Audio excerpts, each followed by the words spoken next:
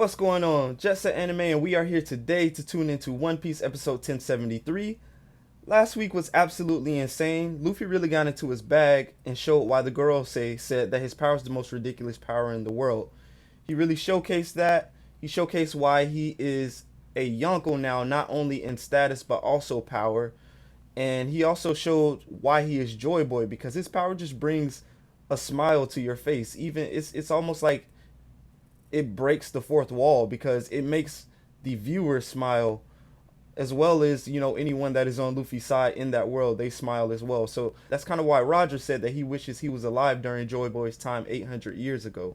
Luffy literally had Kaido on his back rethinking life with that punch that turned Kaido's head into rubber and went through his head. He had him just laying on his back there looking up, just silent, because he couldn't believe what he was seeing.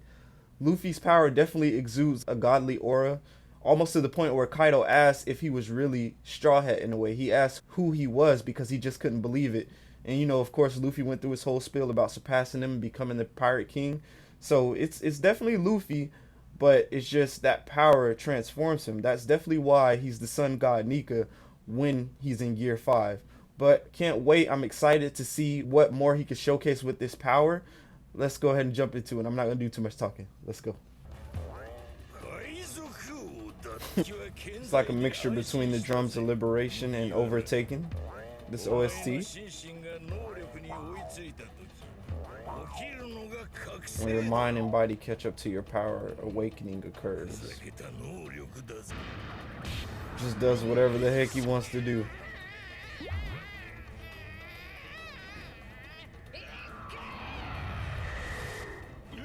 That shot will always be funny of Kaido. Like, huh? Giant will always be insane. Like, what? Even though it's kind of foreshadowed with Gear 3. All his commanders got packed up. A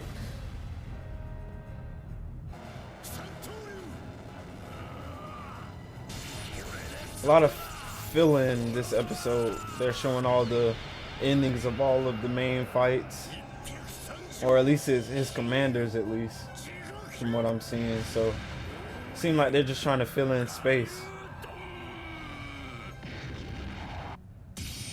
Other than Luffy's fight, I definitely have to say that Zoro is my favorite fight. Man had to turn into a demon. They both lost a lot.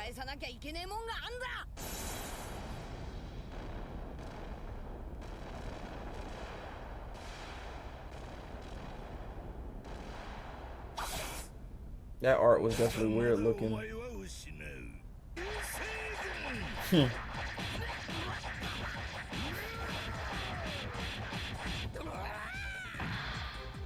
It's almost like he can't get a solid hit on Luffy because he just conforms. His rubber conforms to whatever's hitting him. He basically did the same thing. My boy turned into a ball of punches.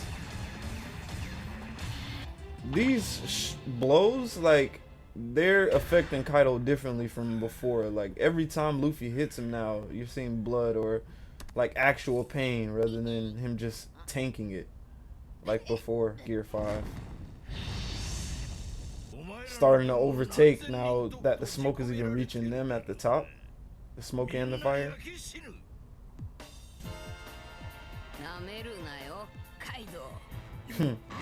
Luffy's definitely a one-track minded type of person, so it's good that he has people that he can count on. They're like, hey, we're gonna take care of this, you focus on the big baddie.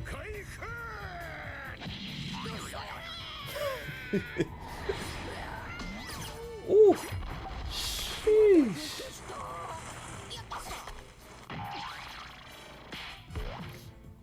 Yo, he has so much more mobility now that he can change the whole environment into rubber.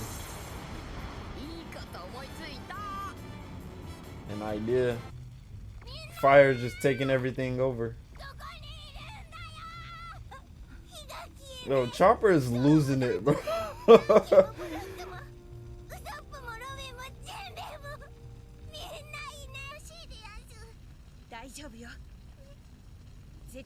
Nami's always the voice of faith. That's for sure.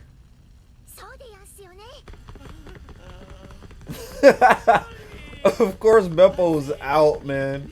He's a polar bear. This is the exact opposite of ideal conditions for him.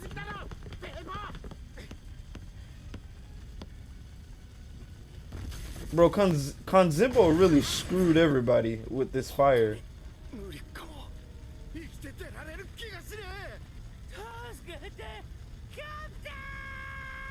Hey, your captain got his own issues right now. Hey, man, you gotta watch the throw, bro.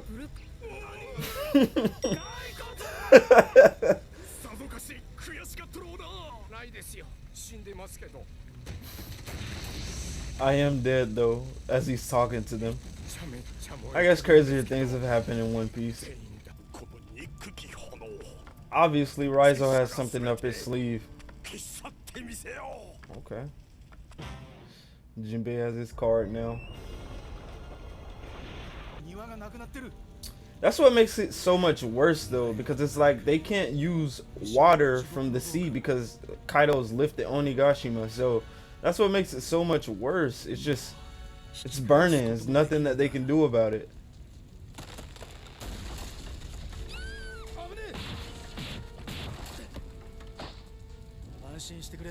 Alright, now Sanji, you ain't have to hug her, bro.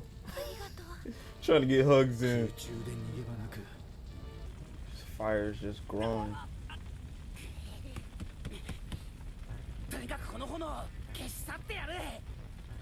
Okay.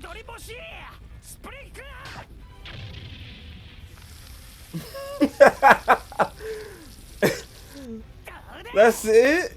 Bro. If Zeus said he couldn't even put it out, what makes you what makes you think a sprinkler can do anything? He always has followers like that calling him big bro. Zoro. There's 3 people that need Chopper, like, seriously, and that's Kiku, Kiemon, and Zoro. They're in dire need of Chopper right now. They remind me of the people from the Frankie house, how they following him and calling him big bro. Facts. Hey, the mink showing some guts, eh?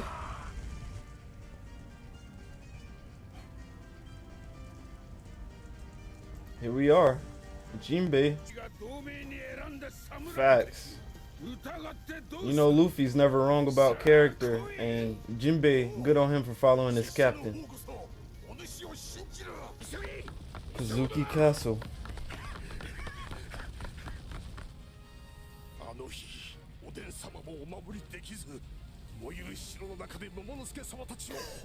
The Naruto hand signs is crazy.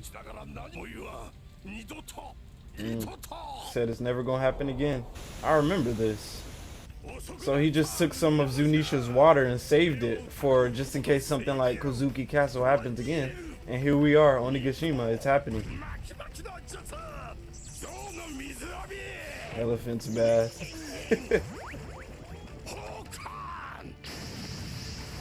Because, you know, his scrolls have the ability to store things. Yeah, that's a lot of water.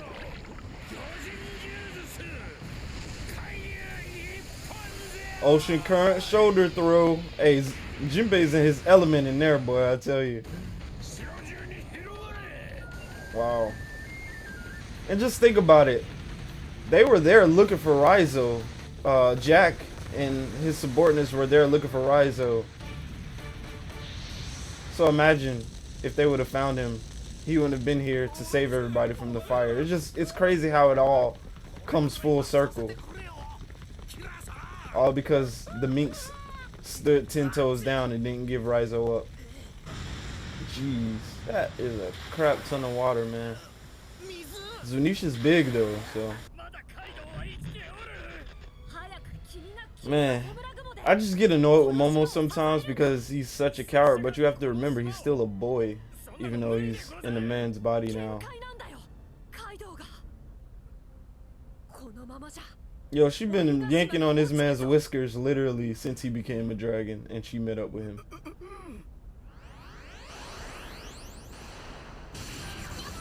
What? This man just swung around lightning like it's a pole or something. He grabbed lightning. Bro, and this man Kaido was smiling at it.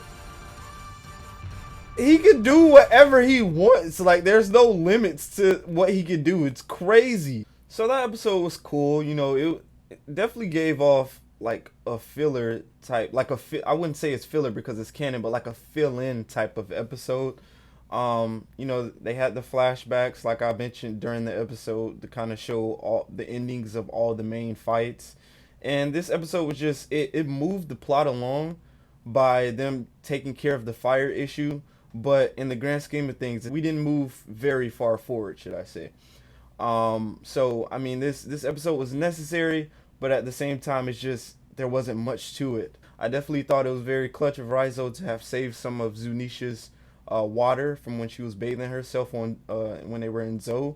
So because that came in handy. I mean, you know, he thought about that time at Kozuki Castle, and he was like, that can't happen again.